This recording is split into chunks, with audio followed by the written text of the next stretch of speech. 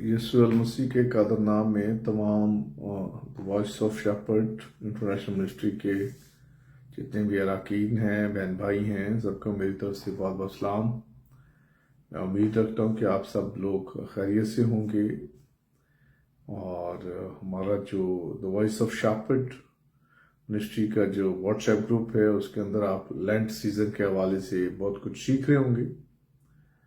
आज हम खुदावंद के कलाम में से पढ़ेंगे और सीखेंगे शिफा के ताल्लुक से।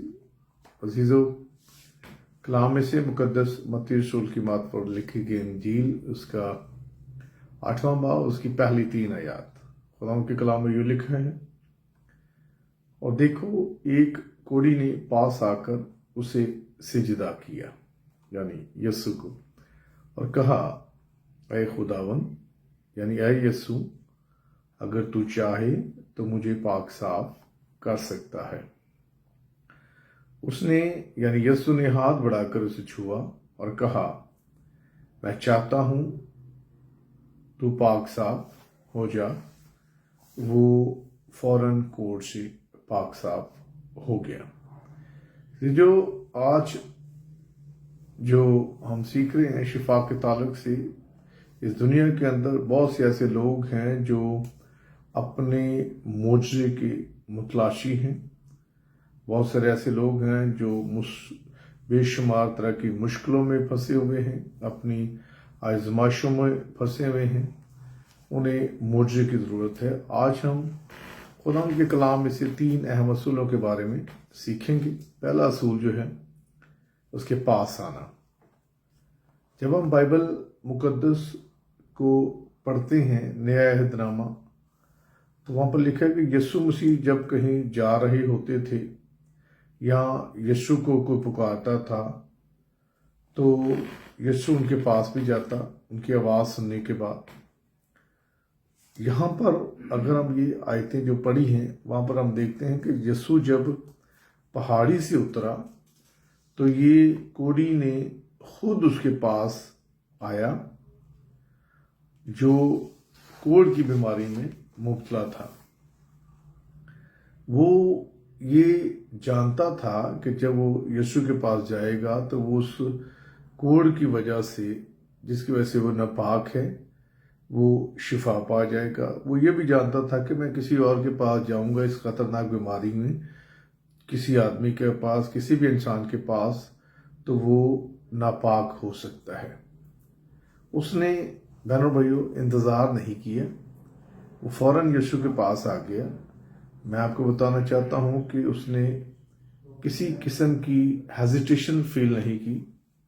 आज हमें भी चाहिए कि हम अपना मुआवजा लेने के लिए फौरन यीशु के पास आएं और ख़ासकर सही जगह का इंतखाब करें। लोग मुख्तलिफ जगहों पर जाते हैं, लेकिन उस कोढ़ी ने जान लिया कि यीशु मसीह ही जो है सही जगह है, जो कुदरत से भरा हुआ है, ताकत से भरा हुआ है। उसके पास ये इख्तियार है जो दुनिया के किसी भी इंसान के पास इख्तियार नहीं है सिवाय यीशु के। सब लोग जो हैं कमज़ोर हैं।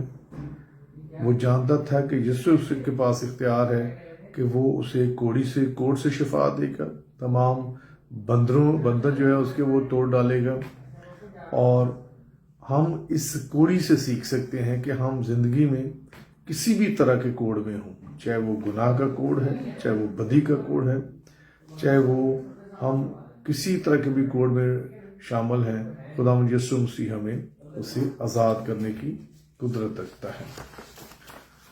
ये पहला अमल जो है वो हमने सुना है कि हमें यीशु के पास आना है। दूसरा अमल जो है कलाम मुकद्दस के मुताबिक, जो हम ये 3 आयतें पढ़ते हैं तो वहाँ पर लिखा है कि उसने पास आने के बाद कोढ़ी ने यीशु को सिजदा किया। जी हाँ, यीशु को सिजदा करना, उस कोढ़ी के सामने बहुत से लोग थे।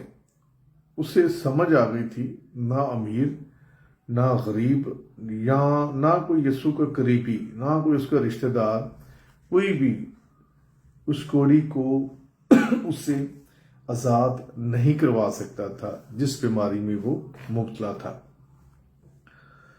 آج ہمیں بھی اس کی طرح، کوڑی کی طرح یسوع کے پاس آنا ہے، اس کو سجدہ کرنا ہے تاکہ ہم اپنا معجزہ لے سکیں۔ بائبل مقدس کے مطابق سجدہ بہنوں بھائیو صرف جو ہے خدا واحد کو کیا جاتا ہے۔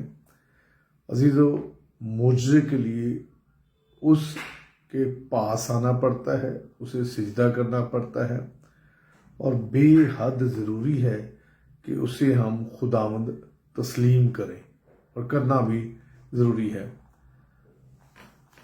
عزیزو، ہم یہ ضرور سوچیں کہ ہم اپنا وقت اور پیسہ ضائع تو نہیں کر رہے۔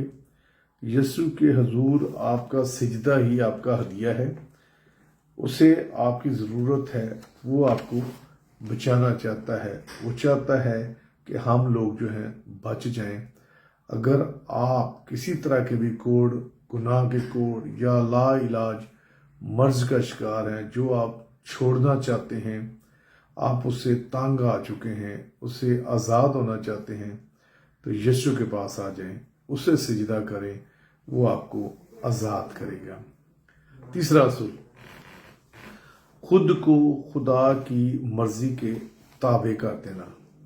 اس اصول کے مطابق یسوع کے پاس آنا، دوسرا اس کو سجدہ کرنا، اور خود کو خدا کی مرضی کے تابع کرنا بھی بہت ضروری ہے۔